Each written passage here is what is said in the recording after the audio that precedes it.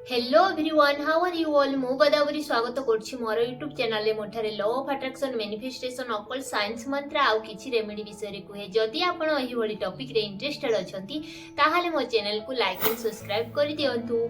आज मु शेयर करिवि आपण को लॉ ऑफ अट्रैक्शन रो आउ गोटिए most powerful technique, scripting technique. एहाकू स्क्रिप्टिंग टेक्निक बा स्क्राइबिंग टेक्निक कुहा जाय। एही टेक्निक बहुत टाइप रो अछि, किंतु आज जानिबा मूवी टाइप ऑफ स्क्रिप्टिंग। तो एही टेक्निक रे बेसिकली मूवी जेमिति लेखा हुए ठीक सेमिति आपणकर विश को लेखिबे। एही कहानी रे आपण हेउछंती राइटर आउ आपण हीरो बा सबु किछि आपण जेमिति चाहिबे सेमिति मूवी को क्रिएट करि परिबे। You are the writer. एही स्टोरी रे आपण जेमिति चाहिबे सेही टाइप रो स्टोरी को क्रिएट करि परिबे। सपोज आपण को जॉब टे मैनिफेस्ट करिवार अछि, सिंपल आपण को गोटिए मूवी स्टोरी क्रिएट करिवे। जेमिति आपण सेही पर्टिकुलर कंपनी को जाउछंती, आपनकर रिज्यूम दउछंती, तापरे किछि दिन परे आपनक पाखकू कॉल आसुची इंटरव्यू पई। तो आपण इंटरव्यू देवा को जाउछंती। इंटरव्यू रे आपनकू केमिति क्वेश्चन पचारा जाउची, आउ जेउ पर्सन आपनकर इंटरव्यू नउछंती से आपनको प्रति बहुत इंप्रेस अछंती, आपनकू देखि कि बहुत स्माइल करूछंती। एमिति आपण लेखंतु, क्रिएटिव करंतु बा क्रिएटिव आइडिया लगै कि लेखंतु। आपण जहा जहा होउची आपण सब लेखंतु। तापरे आपण भलो भाबरे इंटरव्यू देकी घर को फेरी आसिले, तापरे खाइबा खाइकी आपण सोई गले।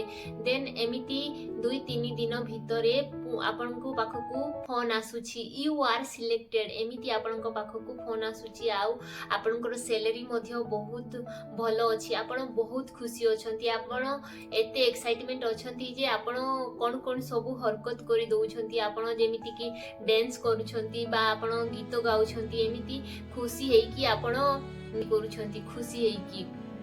नेक्स्ट कोन करिवे, एमिति आपण सेही जिनिस को पूरा भलो भाबरे फील करिकी लेखंतु। देन आपण स्क्रिप्टिंग लेखि सारी देले, आपनकर स्क्रिप्ट रेडी हे गला। देन कोन करिवे ना, आपण सेही स्क्रिप्ट को डेली रीड करिवे, फील करिवे, देन विजुअलाइज करिवे। आपण डेली सेमिति स्क्रिप्ट लेखि पारिबे, नहले आपण सेही स्क्रिप्ट को डेली पढिबे बा डेली रीड करिवे। एमिति आपण 3 to 5 मिनिट डेली रीड करिवे, फील करिवे, देन लेट गो करि देबे। थिरे किछि भी स्पेसिफिक रूल नाही, आपण जेमिति चाहिबे सेमिति आपण मूवी क्रिएट करि परिबे एनी विश पाई। You are the writer, you are the creator. आपण जेमिति चाहिबे सेमिति आपण आपणकर विश को क्रिएटिव करिकी लेखिबे। यूनिवर्स ऊपर ट्रस्ट करिकी, फेथ रखिकी आपण बस आपण मूवी टाइप क्रिएट करि देबे बा आपणकर विश को आपण पूरा पूरी फील रो सहित लेखि देबे। एमिति आपण 30 डेज फॉलो करंतु, देन लेट गो करि दियंतु। जदि विश रिलेटेड आपणक पाखकू किछि भी अपॉर्चुनिटी आसुची, ताहाले आपण एक्शन नियंतु। आपणकर निज पटरु 100% दियंतु। आ पटरु जेति की बेस्ट हेबो आपण सेति की बेस्ट दियंतु। देन बाकी सब जिनिस यूनिवर्स ऊपर छाडी दियंतु।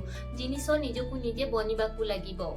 एंड एमिति आपण आपणकर जे कोनोसी इच्छा पाई केमिति भी स्क्रिप्ट लेखि पारिबे।